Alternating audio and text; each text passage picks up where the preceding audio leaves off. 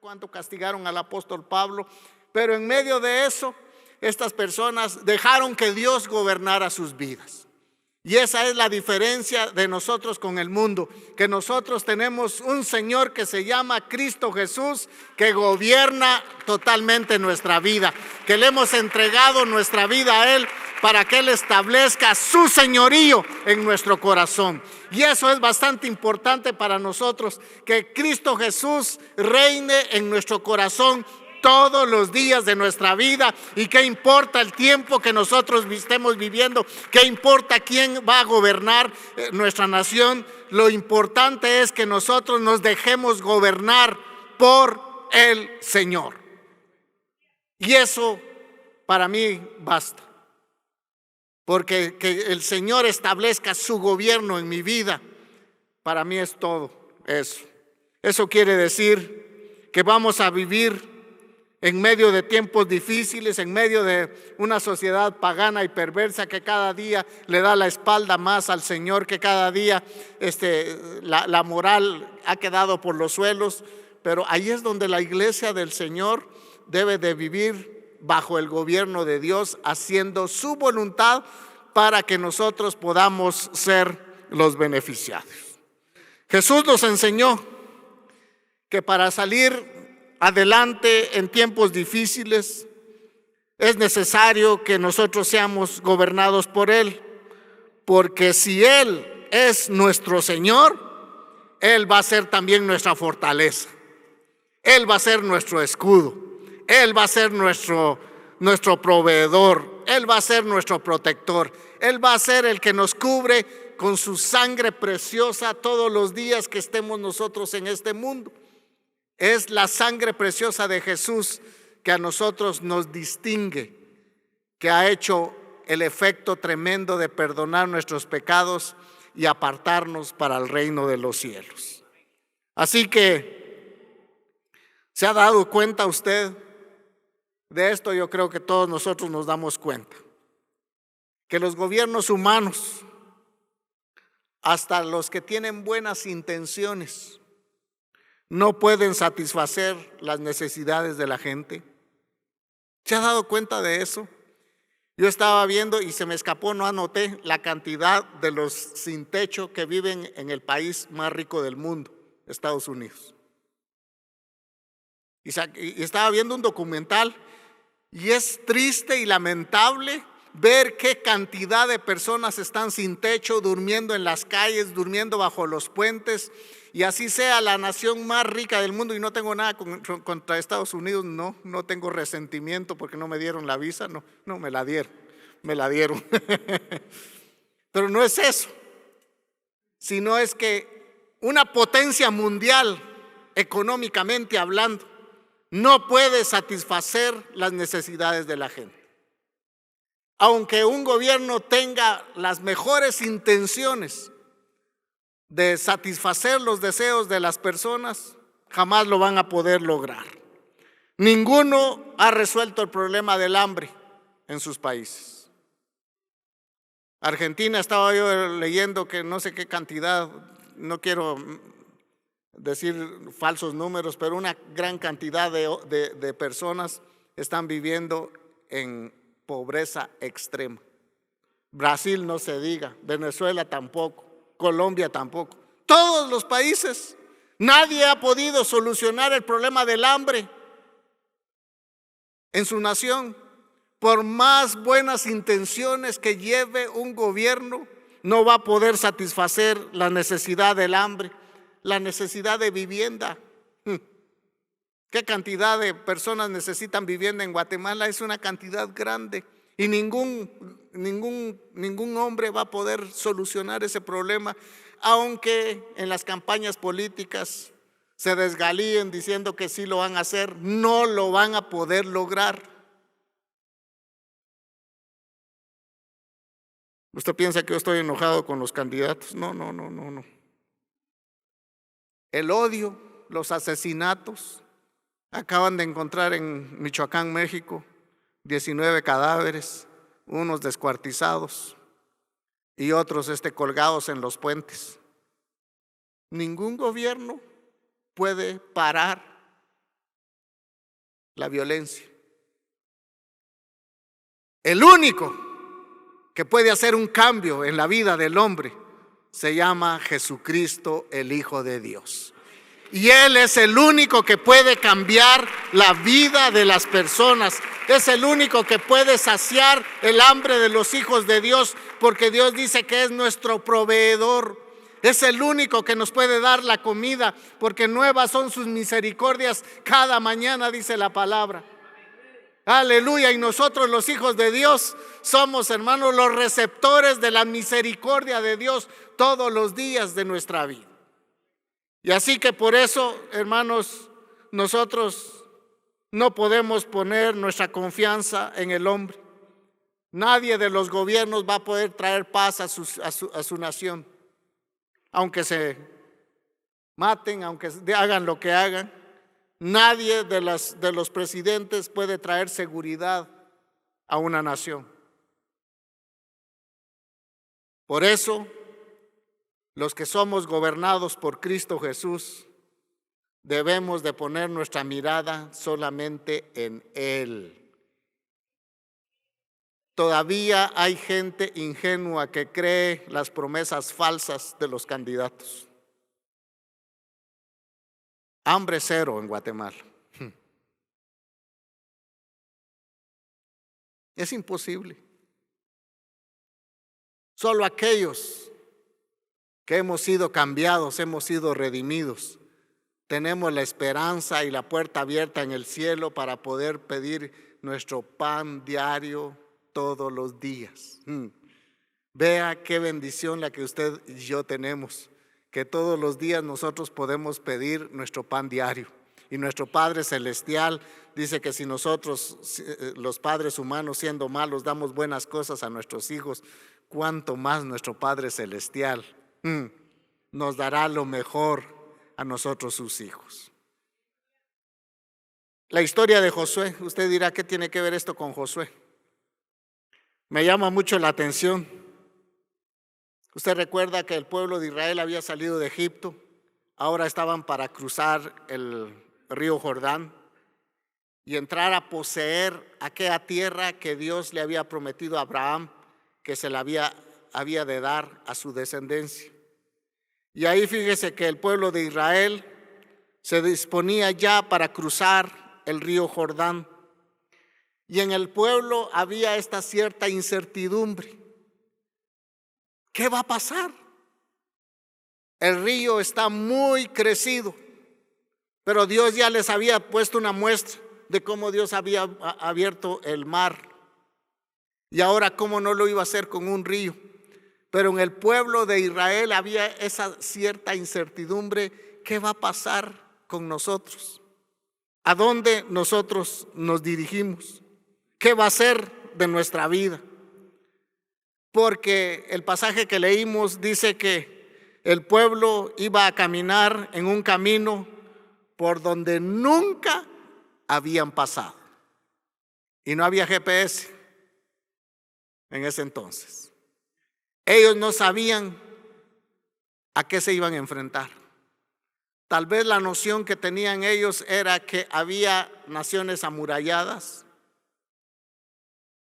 naciones con un ejército grande, y ellos estaban con esa incertidumbre en su corazón y decir, ¿qué va a pasar con nosotros ahora que Dios nos está ordenando que pasemos el Jordán para poseer aquella tierra que Él nos había ofrecido? Y fíjese que lo que Dios les dice es algo muy importante. Ahora ustedes tienen que ir, les dice, en pos del arca del pacto de Jehová. Pero en el versículo 5 a mí me llama la atención y le dice Josué al pueblo, santificaos porque Jehová, y Josué dijo al pueblo, dice, santificaos porque Jehová hará mañana, dice, maravillas entre vosotros. Ahora Dios le está diciendo al pueblo de Israel, santifíquense porque algo grande voy a hacer con ustedes. En vez de tener incertidumbre, mejor santifíquense, acérquense al Señor Quiten de ustedes todo pecado, todo estorbo que a ustedes, valga la redundancia, les estorba en su caminar para pasar el río Jordán. Quítenlo, mejor santifíquense, acérquense a Dios, porque cosas grandes Dios va a hacer con ustedes. En vez de tener incertidumbre, mejor santifíquense. Y creo que lo mismo nos dice el Señor ahora a la iglesia. En lugar de tener incertidumbre, ¿qué va a pasar? La canasta básica se va a disparar de precio, la inseguridad va a estar peor. En lugar de estar pensando todas esas cosas, mejor deberíamos de santificarnos cada día nosotros delante del Señor y acercarnos a Él, acercarnos a su palabra, acercarnos a su promesa. Nosotros somos un pueblo de promesa. Escucha, el pueblo de Israel es un pueblo de promesa, y por eso ahí está ese minúsculo país rodeado de tantos enemigos y no lo pueden derrotar, porque están viviendo todavía la promesa de Dios que había hecho para la nación de Israel, que Él iba a pelear por ellos. Así que en vez de pensar otras cosas, Dios les dice, mejor limpien su mente, porque yo voy a hacer cosas grandes con ustedes. El pueblo estaba por caminar en un lugar incierto, porque dice la escritura que leímos que nunca habían caminado ahí. Tal vez nosotros tenemos cierta incertidumbre del futuro, qué va a pasar. Pero hermanos, la Biblia dice que nosotros, el Señor nos tiene en el hueco de su mano. La Biblia dice que Él es nuestro pastor y que nada nos faltará. Y esa palabra la tenemos que hacer real cada día en nuestra vida. Que Dios es un Dios, hermanos, que si Él compromete su palabra, la va a cumplir. Si Dios le ha dado promesa a la iglesia, Dios la va a cumplir. Lo importante es que nosotros nos apropiemos de esas promesas y no que vivamos, hermanos, como los demás viven en una situación de incertidumbre, que lo que se hacen es más criticar a los candidatos, criticar al gobierno, criticar a las autoridades. Y estoy hablando del pueblo de Dios, que siempre lo hace. Dele usted una revisada al Facebook y se va a dar cuenta cómo la gente pone a veces de verdad muchas tonteras que no agradan a Dios respecto a las autoridades que tenemos. Pedro nos habla a nosotros que debemos de honrar al rey. Mire, nos pese quien quede de presidente para el año 2020 al 2024. Usted le va a tener que rendir honores, porque es su autoridad. Punto y aparte. Es mejor bendecir a nuestra autoridad, hermanos, que criticarla. Es mejor. Dios nos dice, mejor vivan para mí y yo los voy a llevar por un camino seguro. Tenemos la promesa que Él nunca nos dejará, y por eso nosotros debemos de vivir todos los días para Él. Dios da ciertas instrucciones respecto del arca, porque la clave para tener éxito a lo desconocido para el pueblo de Israel se llamaba el arca del pacto. Que el arca del pacto no era más que la presencia de Dios en medio de su pueblo. La cajita esa de madera que contenía 3 elementos, que era la vara de Aarón, el maná y una copia de las tablas de la ley, representaba la gloria de Dios, representaba la presencia de Dios.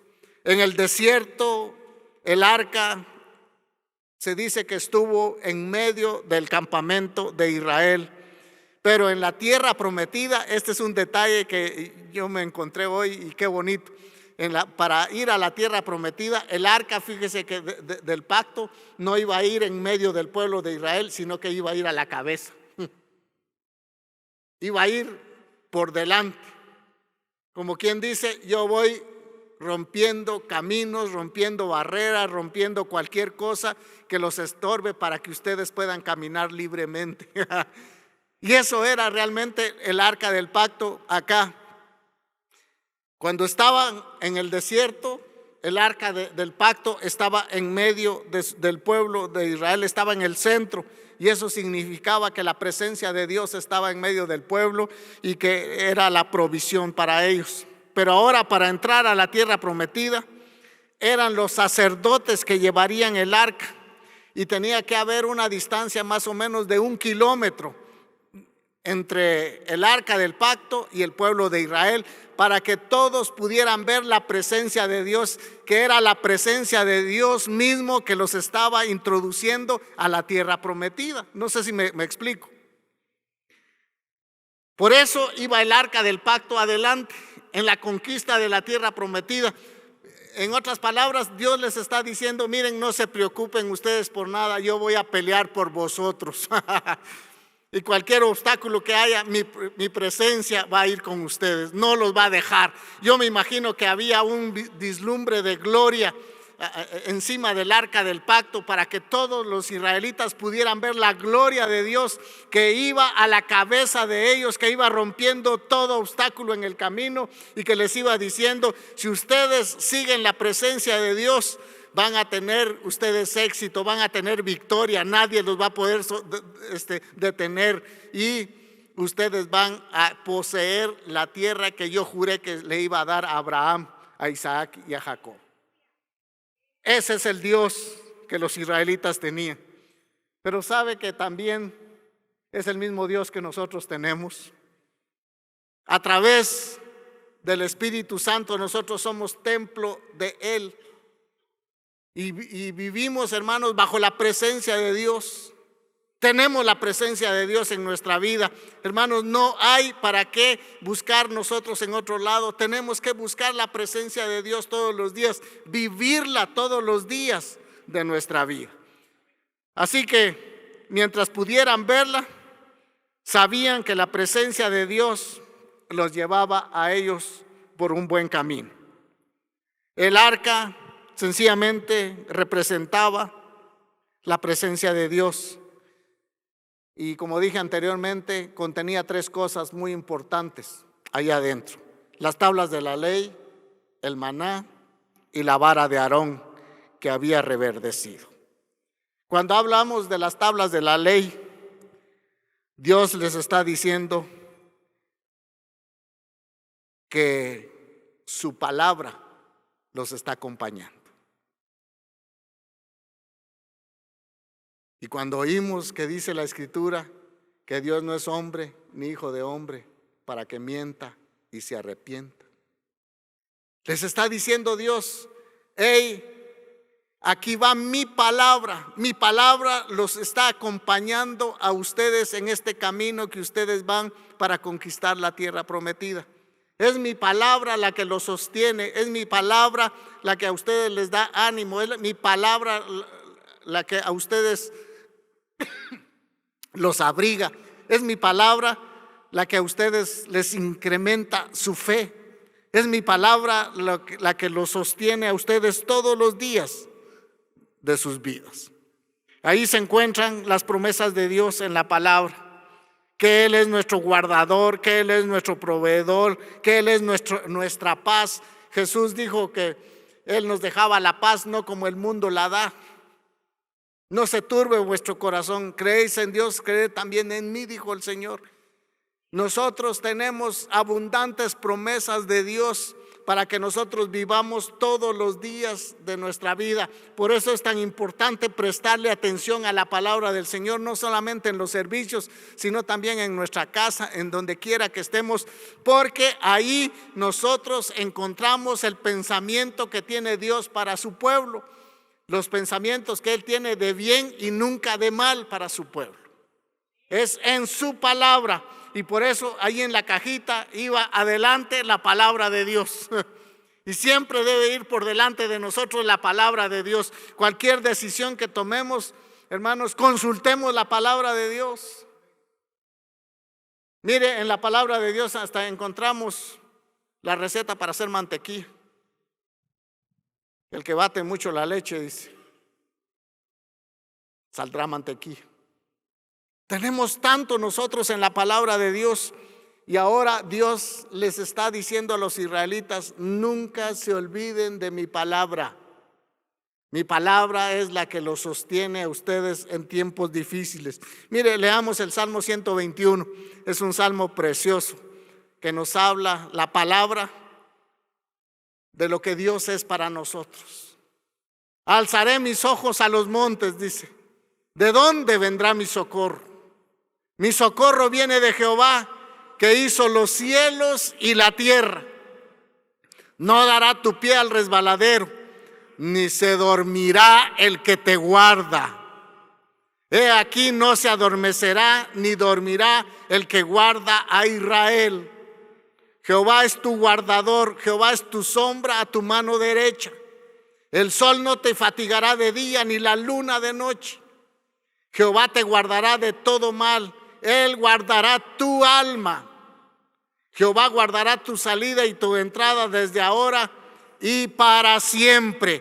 Es algo que nosotros encontramos en la palabra de Dios. Es por eso que Él quiere que atesoremos su palabra en nuestro corazón. Y por eso allá en aquella cajita de madera donde se manifestaba la presencia de Dios, iba una copia de la ley del Señor, para que el pueblo de Dios le pudiera prestar atención a su palabra. Y nosotros, hermanos, debemos de prestarle atención a su palabra si queremos que Dios nos gobierne. Había, dice, un puchito de maná, porque no creo que había mucho. Yo no sé cuántas libras había ahí, pero había maná. Y el maná representaba la provisión de Dios para la vida. Es algo que nosotros debemos de tener presente, que no es por el gobierno que vamos a comer, que no es por el gobierno que nosotros vamos a subsistir.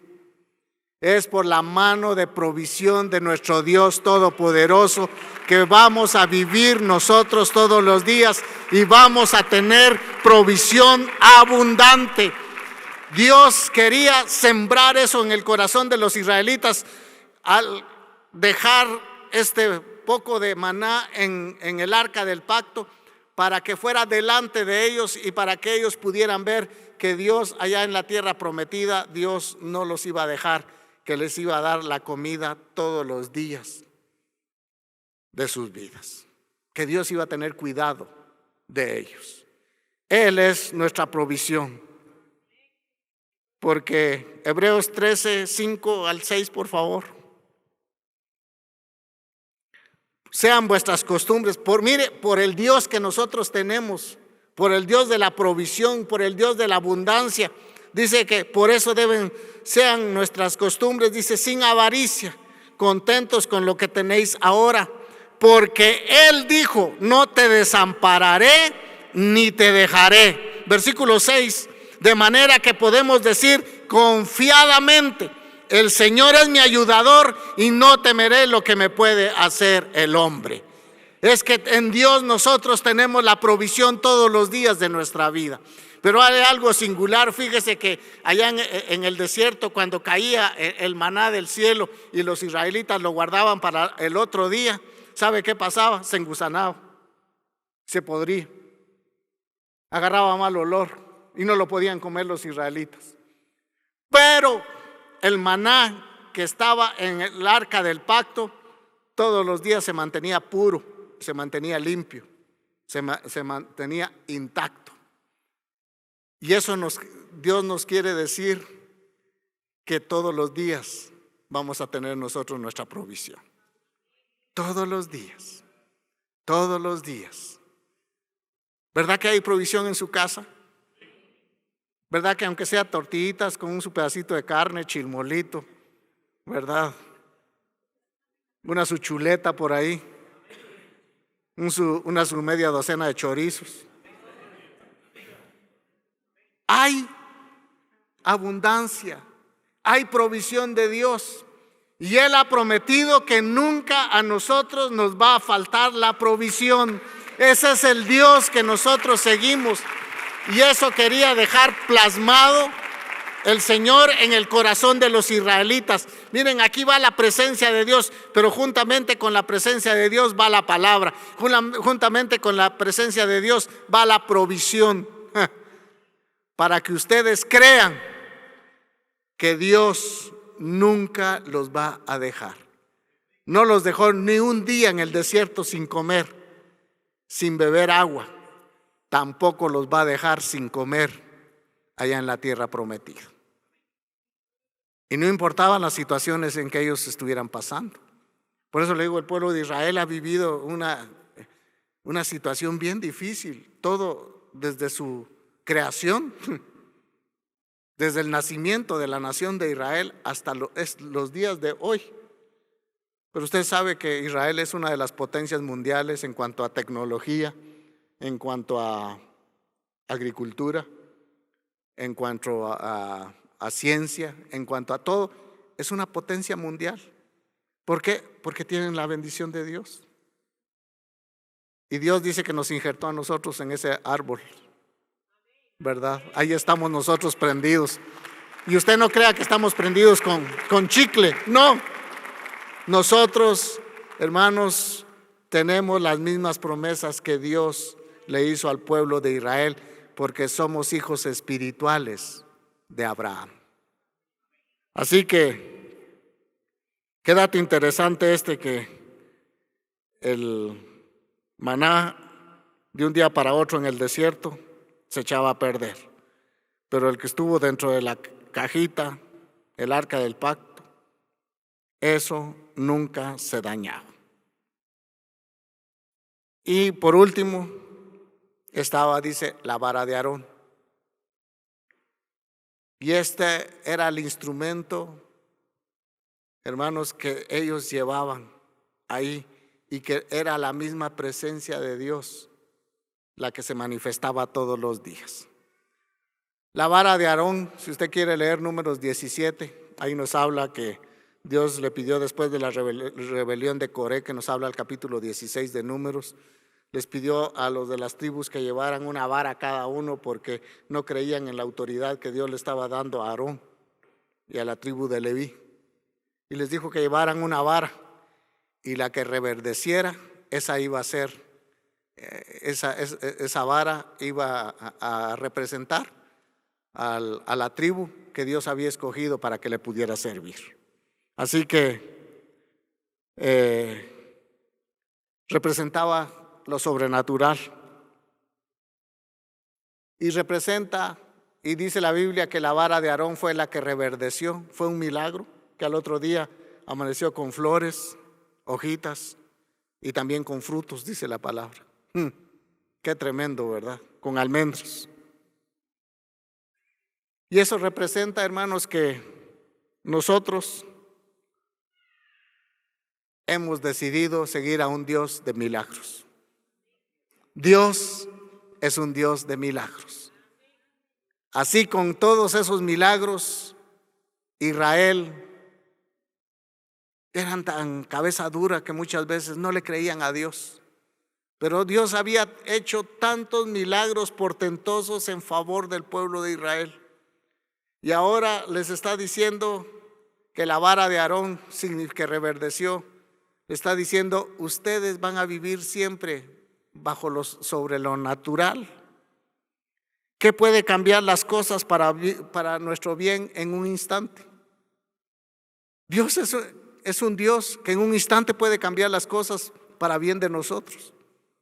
Porque esa es la característica de Dios, de hacer lo imposible, lo posible. De abrir caminos en la soledad, de abrir arroyos en el desierto.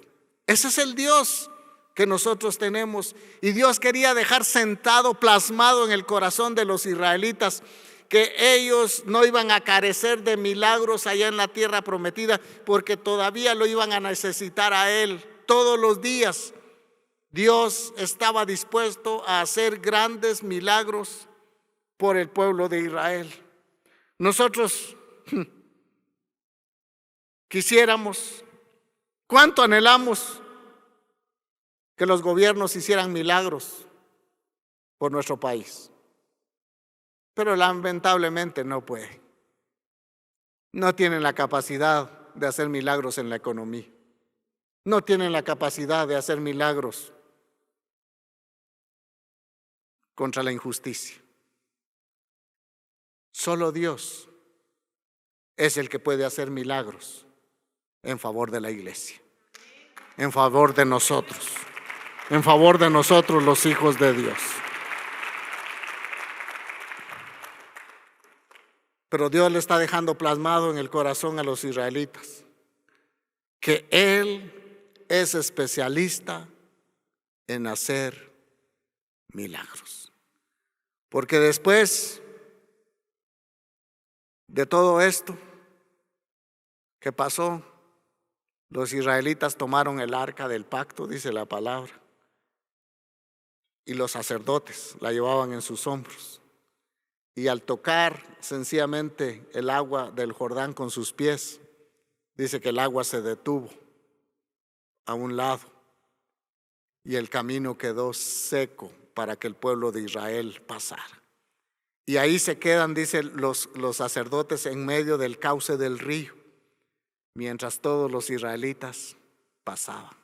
Hasta que pasó el último, se salieron los sacerdotes con el arca. Hasta entonces el Jordán empezó a correr nuevamente. Qué lección más maravillosa que les está dando Dios. Dios les está diciendo: nunca se vayan a separar de mi mano. Yo voy a hacer milagros con ustedes. Si nosotros pudiéramos tener, hermanos, esa convicción que seguimos a un Dios de milagros, cada día pudiéramos ver más milagros en nuestra vida, en nuestra familia, en nuestro trabajo, en nuestra economía. En todos los aspectos de nuestra vida pudiéramos ver la mano poderosa de Dios si nosotros pudiéramos, hermanos, abrazar que estamos siguiendo a un Dios de milagros, a un Dios de lo sobrenatural, a un Dios que hace de lo posible, de lo imposible, lo posible. Pero muchas veces a nosotros nos cuesta, porque estamos tan bombardeados con cosas del mundo, que a veces nos cuesta nosotros centrar nuestros pensamientos, nuestra mente en las cosas sagradas del Señor y vivir bajo ellas. Así que, hermanos, no tengamos la esperanza de, perdone, tal vez esto no lo debía decir, pero lo voy a decir.